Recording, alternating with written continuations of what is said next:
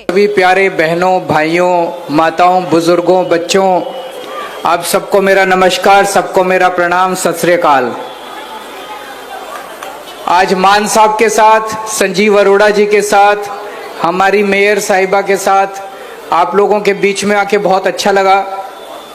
अभी पद यात्रा करके आ रहे थे और लोगों से मिलते हुए आ रहे थे, मंदिर में माथा टेका हम लोगों ने।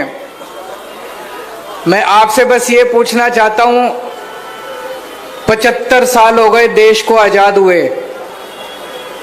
आज तक जवाहर कैंप में कभी कोई मुख्यमंत्री आपसे मिलने के लिए आया?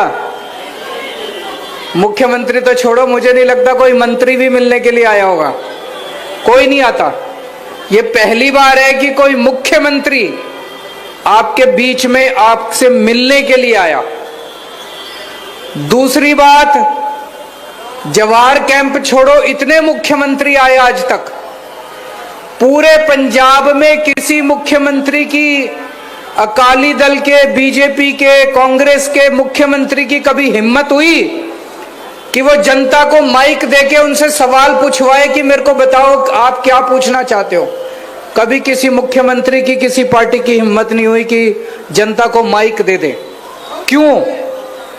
इसलिए नहीं हुई क्योंकि उन्होंने लूट मचा रखी थी, उन्होंने घपले कर रखे थे, उन्होंने पंजाब बर्बाद कर दिया था। नशा उन्हीं लोगों ने शुरू किया था, अकाली दल, कांग्रेस, उन्हीं लोगों ने नशे शुरू कर रखे हैं, पूरे पंजाब को बर्बाद। उनको पता था अगर माइक दे दिया जनता को तो जनता इतनी गंदी गंदी गालियां देगी, इतनी गंदी गंदी गालियां देगी, वो डरते थे। इसलिए वो स्टेज पे आते थे, भाषण देते थे, जैसे मान साहब ने कहा, बोले सो निहाल का नारा लगाते थे और भाग जाते थे। पहली बार हो रहा है पंजाब के इतिहास में कि कोई मुख्यमंत्री हिम्मत करके माइक जनता को दे रहा है और कह रहा है मेरे से प्रश्न पूछो। यही दिखाता है कि कितनी ईमानदार सरकार है हमारी आम आदमी पार्टी की सरकार। और जो नशे के खिलाफ अब युद्ध छेड़ा है, मेरे को कई लोग कह रहे हैं जी पिछले 20 दिन में तो कुछ चमत्कार हो रहा है पंजाब के अंदर, भ्रष्टाचार के खिलाफ, नशे के खिलाफ कई सारे कदम उठाए गए, बड़े कड़े कदम उठाए गए। ये तो अभी ट्रेलर है, अभी देखना, अभी पिक्चर बाकी है, अभी बड़े बड़े कदम उठाए जाएंगे पंजाब को रंगला पंजाब बनाने के लिए। नशे के खिलाफ जो ये युद्ध छेड़ा है, पहले नशे का धंधा ये पार्टियां करती थी, बड़े बड़े इनके नेता शामिल हैं, उनको बख्शा नहीं जाएगा। अभी आने वाले दिनों में देखना कितने बड़े बड़े लोगों के खिलाफ कार्रवाई की जाएगी, किसी को नहीं बख्शा जाएगा। पहले ये लोग धंधा करवाते थे नशे का, हम लोग धंधा नहीं करवाते। हमारा कोई मंत्री, कोई एमएलए, कोई मुख्यमंत्री हमारा नशे के धंधे में शामिल नहीं है। इसलिए हमारी हिम्मत है कि नशे के तस्करों के घरों के ऊपर बुलडोजर चलाए जा रहे हैं, उनको गिरफ्तार किया जा रहा है, उनके खिलाफ सख्त कार्रवाई की जा रही है। और पुलिस को बोल दिया गया है कि खबरदार अगर कोई नशे के तस्करों के साथ मिलकर काम करेगा तो।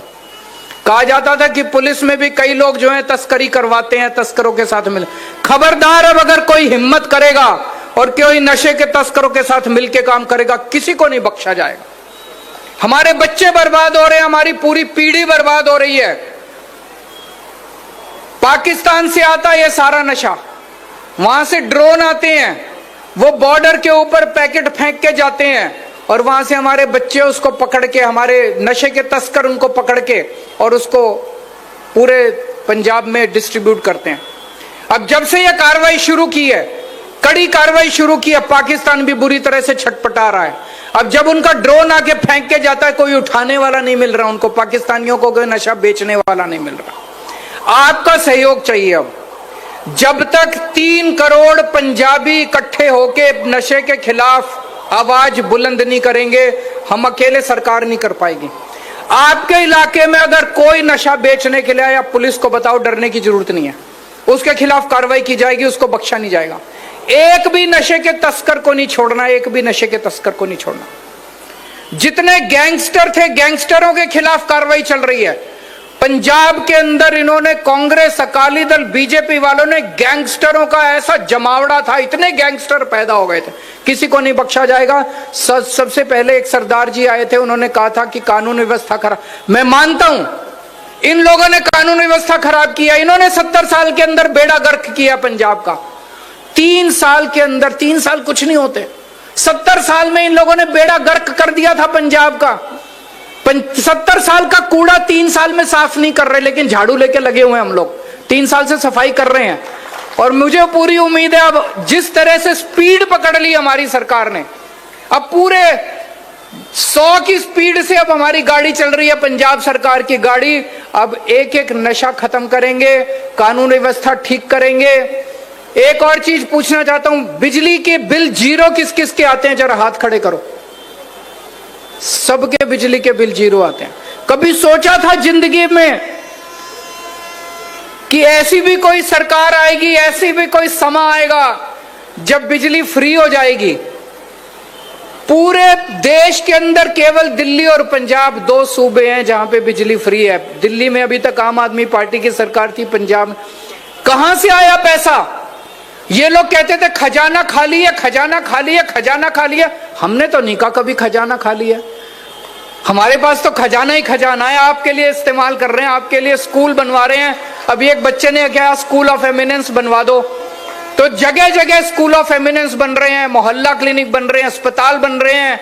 अभी अरोड़ा जी ने कहा जवाहर कैंप की सारी सड़कें अगले 1-1.5 महीने के अंदर आपकी सारी सड़कें बन जाएंगी। अगले 1-1.5 महीने के अंदर आपकी जगह जगह स्ट्रीट लाइट लग जाएंगी। पहले पंजाब में बिजली खूब जाया करती थी, अब पंजाब में बिजली की कमी नहीं है, लेकिन लुधियाने में हमें पता चला कि कई सारे ट्रांसफार्मर खराब हैं।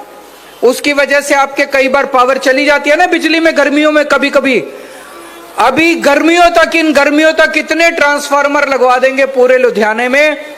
इस बार 1 मिनट के लिए भी लुधियाने के अंदर बिजली नहीं जाएगी गर्मियों के अंदर, आप चिंता मत करें। पैसा कहां से आ रहा है? यह ईमानदारी का पैसा है, ये ईमानदारी का पैसा। ये सारा लूटते थे अकाली दल वाले, कांग्रेस वाले, वो पैसा बचा लिया। अब इस बार चुनाव में आपके लिए सामने संजीव अरोड़ा जी खड़े हो रहे हैं। संजीव अरोड़ा, मैं 1-2 उदाहरण दूंगा कि कितना शानदार आदमी है। एक बच्चा दिल्ली में बीमार हुआ, उसकी बीमारी बड़ी रेयर बीमारी थी, उसको SMA1 कहते हैं। बच्चा पैदा हुआ, पैदा होने के 6 महीने के अंदर पता चला कि उसको वो रेयर बीमारी है। उसमें उसके जो मसल है, मसल खत्म होते जाते हैं, बच्चा खड़ा नहीं हो सकता, बच्चा खा नहीं सकता। उस बीमारी का एक ही इलाज था, एक इंजेक्शन लगना था विदेश से। 18 करोड़ रुपए का इंजेक्शन, 18 करोड़ रुपए का, सोच सकते हो। वो विदेश से आना था, फॉरेन कंट्री से, 18 करोड़ का इंजेक्शन। इन्होंने अखबार में पढ़ा कि एक बच्चा बीमार है, उसको 18 करोड़ का इंजेक्शन चाहिए। अगर किसी आपके भी बच्चे को 18 करोड़ का इंजेक्शन होगा, आप सोचोगे मैं कहां से लाऊं? आप तो फिर भगवान से बस दुआ कर सकते हो, और तो कुछ नहीं कर सकते। संजीव अरोड़ा जी पंजाब से दिल्ली गए, उसके घर गए, उसके डॉक्टरों से बात की, अपनी तरफ से 2 करोड़ रुपए दिए।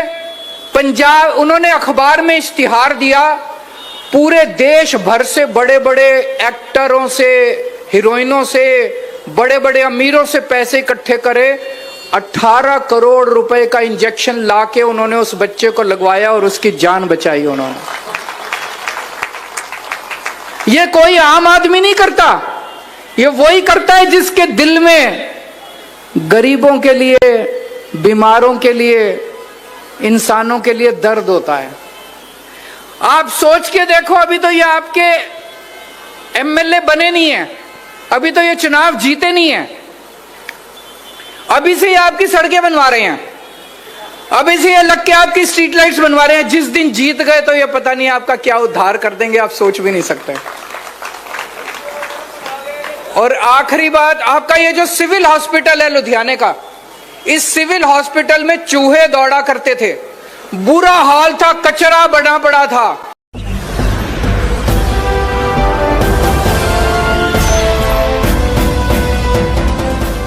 देख रहे हैं लाइव न्यूज। 99 राष्ट्र सबसे पहले।